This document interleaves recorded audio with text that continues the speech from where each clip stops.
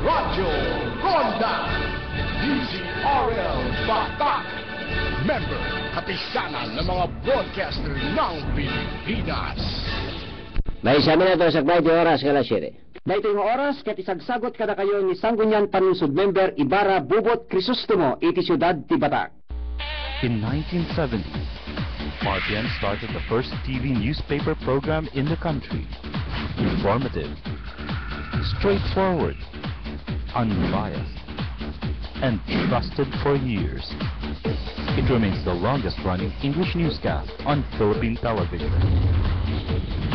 The RPN Newswatch with RPN Newscast, Monday to Friday, here on RPN.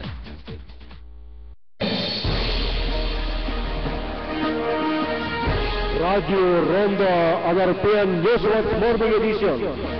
Pagkadanunan na itdamdamag iti kabukbukan tayo lugar dito kay Lucwan. National, international, sports kanda dumapay.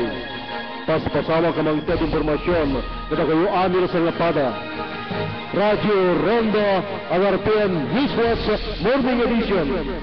Sumangbay ka kayo live audio yan video streaming bagaan ti website ti DCRLbatak.tk. Radio Ronda ang RPN Newswatch Morning Edition.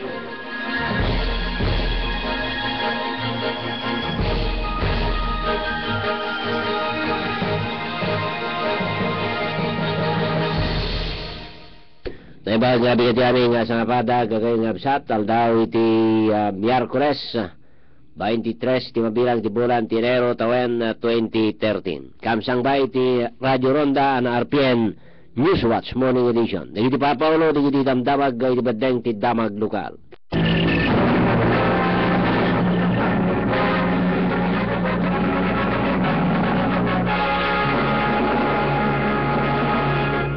Narwaya grupo dagiti armado kalalaki agbasak-basak kay iti First District iti probinsya ti Ilocos Norte.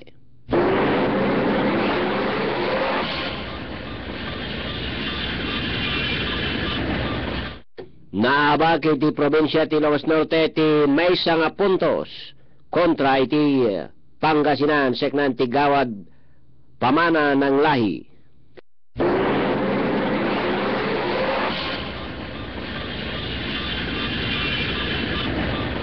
Naipisuken na iti Ilocos Norte Provincial Jail ti suspect iti panagrames ken panagtatakaw iti ili ti San Nicolas.